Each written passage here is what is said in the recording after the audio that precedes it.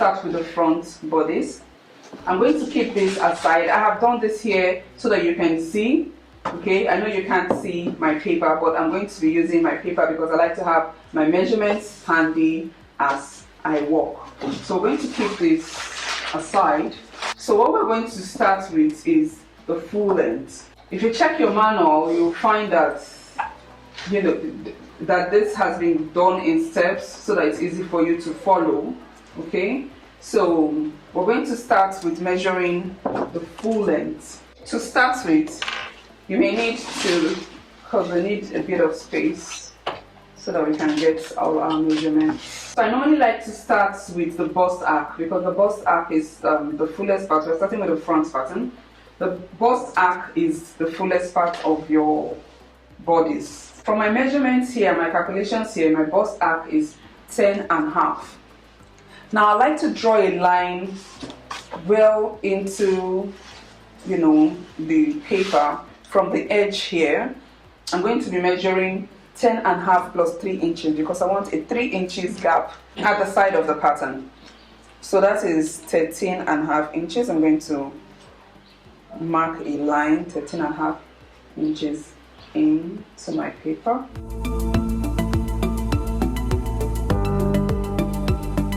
So now my full length for the front is 17.5/8. So I have more than that. So this is fine. So I'm going to take this off and measure.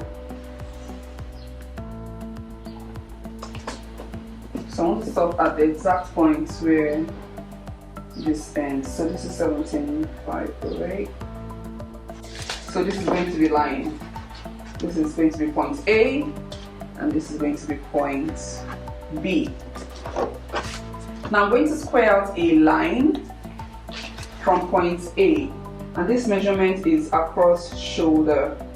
My across shoulder measurement is half A, B, and then point C. At point C, I'm going to square down 3 inches and stop there. The next measurement I'm going to take is center length front measurement. My center length front measurement is 14.5 inches. So I'm going to measure from point B up 14.5 and mark. This is going to be D. At this point, I'm going to square in about 3 inches or 3.5 inches. So the next measurement I'm going to take here is shoulder slope.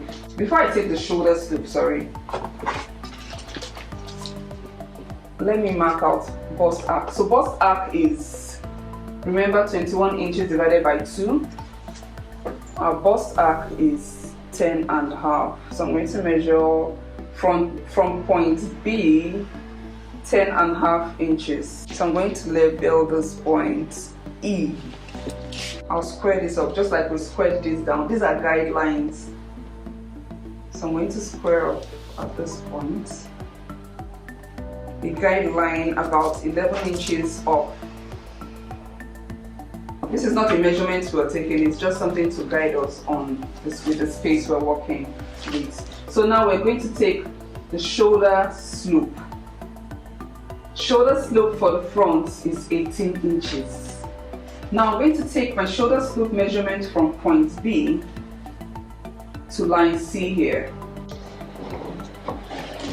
So 18 inches, okay, this is long enough to get 18 inches. So I'm going to measure from point B to line C here, 18 inches. So this is the shoulder slope. After getting the shoulder slope measurement, we're going to measure the bust depth. Remember, the bust depth was taken on the same line on the measurements on your body. Okay, so this was measured from B to C. So we're going to measure from line C here down to where the bust point ends. Okay, so that was 10.5. So I'm going to mark here 10.5. So we have A, B, C, D, E. So we've marked the bust depth here. My bust depth measurements from what we took on the body is 10.5. So on the shoulder slope line, you mark bust depth. So after marking this, I'm going to come to the center here and square out a line to cross the bust depth point. Now with my tape, I'm going to measure a straight line from the center front. This is the center front line, the full length, first full length measurement we took, center front. We're going to take a straight line from this point, crossing the bust depth point, measuring the length of the bust span. So this here is bust span measurement. So this point is going to be J and here K. So this is your bust point, bust span. Remember the space between the two nipples. So that is the measurement there. So after getting this, I'm going to measure the space between D and J and find half of this point. So measuring between neckline and bust line, D and J, so I have here 7.5. 7.5 I fold to divide by 2, and I have 3/4. So I'm going to mark 3/4 of an inch here. So this measurement is going to give us across chest measurement. So remember, we had taken a measurement for across chest. Across chest by my measurement is 6.5. So I'm going to measure in 6.5 and mark this point. So I would need to square across here, say by 3 inches or so. Okay, so mark the point where across chest stops. So after this, I'm going to measure the dart placement. Now dart placement, we had measured on the body. My dart placement is 4 inches. So I'm going to mark 4 inches from point B. That's my center front. I'm going to mark 4 inches and then bring down this measurement by 3/16 of an inch. So after this, I'm going to now measure the shoulder length. Remember, shoulder length is 5 inches from what we had taken on the body. So I'm going to place my rule at where the shoulder slope starts at line C and measure 5 inches. Now starting from this point, wherever my 5 inches end on this line is where I'm going to take that measurement to. So from you measure the measurement is taken from the point C to the neck. So this is my shoulder length, 5 inches from point C. Now I'm going to take the new strap measurement. Now my new strap measurement is 18.25 inches. This is not long enough, so I'm going to use a longer ruler to measure from the point where the shoulder length stops near A here. I'm going to take this measurement and measure 18.25. So that will be from here all the way. So this measurement is taken from this point here, where my shoulder length stops, to line E. So the new strap is taken from the base of the neck. Remember when we took the measurement, just near A to line E. So wherever that measurement stops on line E, that is where you're going to stop this measurement.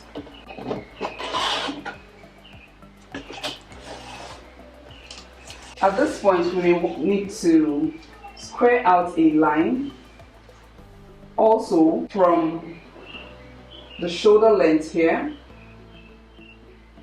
So this line is squared from your shoulder length at the tip straight down to line D.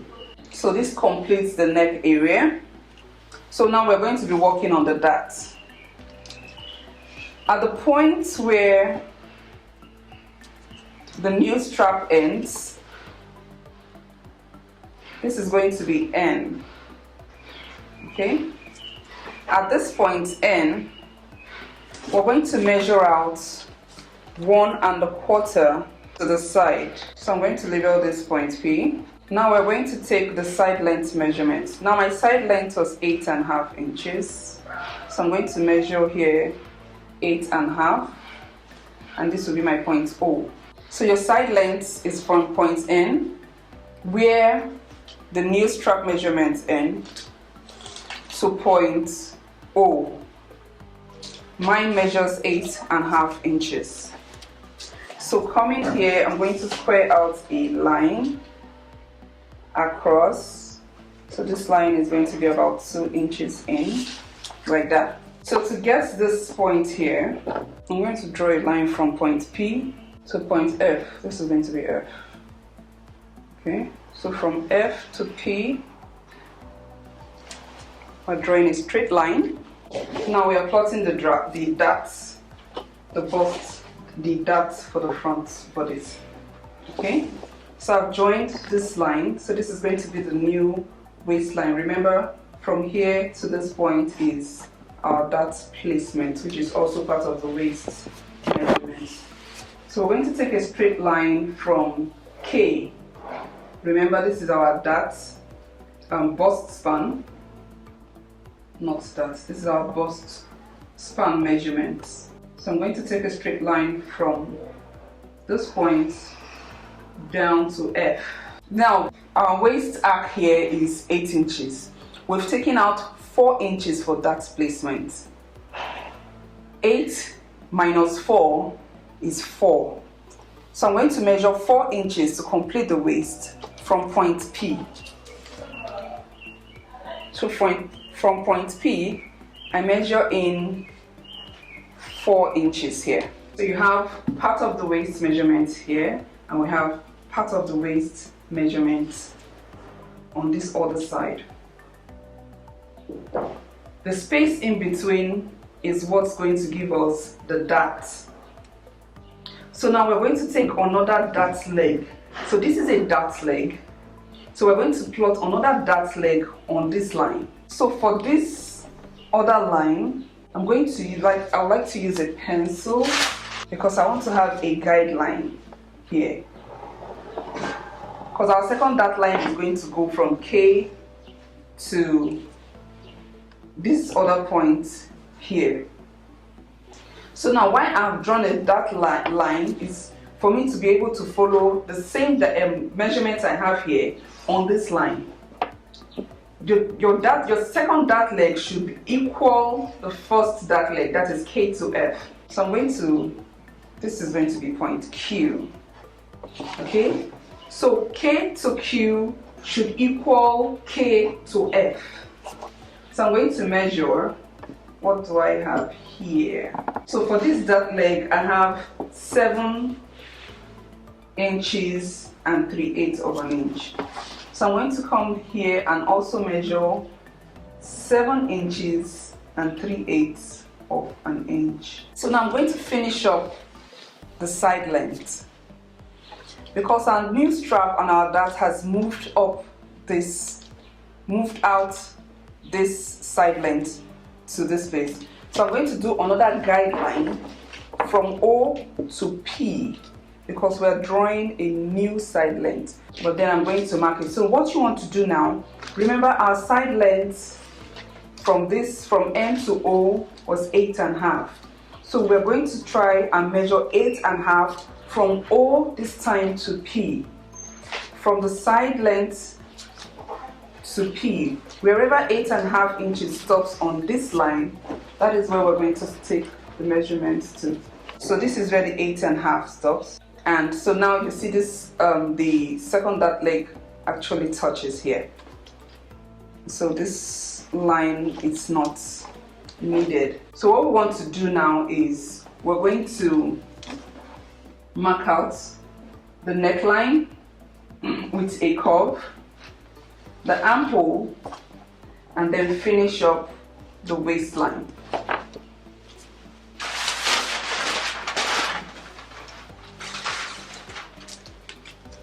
So I'm using a French curve here. So I'm going to draw a neat curve in this way. At the neckline, you may want to come in here by 1/8 of an inch. So this is going to be our guide to finish up the curve. So when drawing the curve, you want your line to be able to touch D, going through 1/8 of an inch here and finishing just at the point where this line starts here. So this is the neckline. So what you need is to connect the squared out line from O to across chest. We're going to draw a curve from point B here, ending at point F. So we're doing a slight curve this way. And a slight curve from P to Q. So this finishes, this is the complete draft for the front bodice. So because we would have to sew this when we are done, we'll need to add seam allowances so that to enable us to be able to join the front and the back slopers. So I'm going to add 1/2 inch to the shoulder line, 1/2 inch to the waist, and then I'm adding 1 inch to the side seams. Because of the fitting, we're not adding yet to the sleeves and to the neckline. When I mean the sleeves, I mean to the armhole and to the neckline.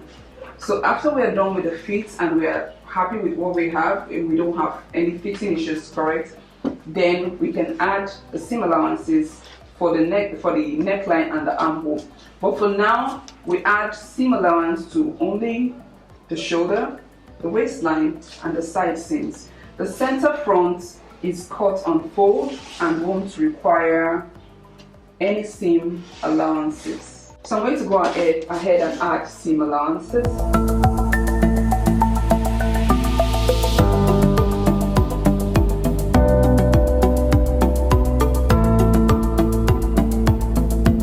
So I'm going to cut out this using my paper scissors. I don't advise you use same scissors you use for paper to cut, same scissors you use for fabric to cut paper. So I want to cut through the dart. Now some people might want to cut out this. Some pattern makers take out the dart and then you just have an open space here. But I want my paper to still be intact, so I'm going to fold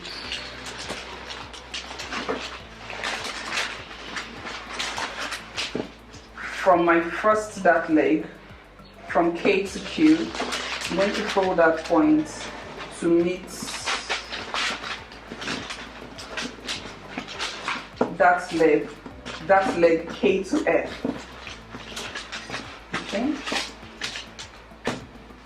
So with a tracing wheel, I'm going to trace this connecting fold.